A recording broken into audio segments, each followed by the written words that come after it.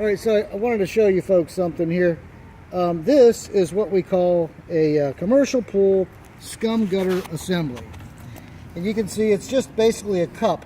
And there's a grate that goes on top of the cup to prevent things from going in there that shouldn't go in there, like crayons and little Hot Wheels toys or whatever. It's something a kid may have and put in there. Safety reasons, it's got a little grate on there.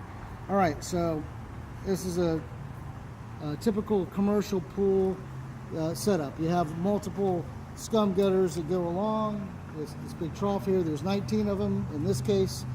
And so this is a typical setup.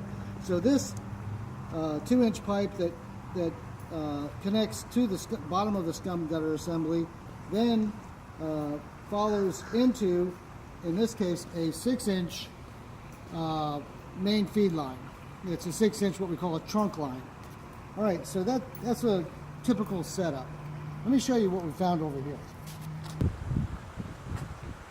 All right, so in this case, we were able to locate this leak by pressure testing the plumbing and the use of listening devices, common sense, general knowledge of the swimming pool industry, and that sort of thing. So anyway, we've been doing this for 24 years. Ace Leak Detection has been serving South Florida, Central Florida, the Caribbean, quite a while.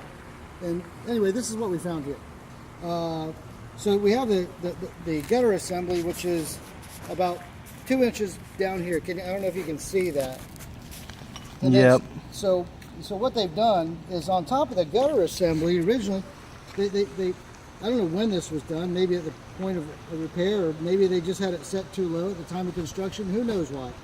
But they put a piece of pipe on top of that gutter assembly and then put this grate on top of the piece of pipe and then they just kind of use some white hydraulic cement to make it look as if it were code.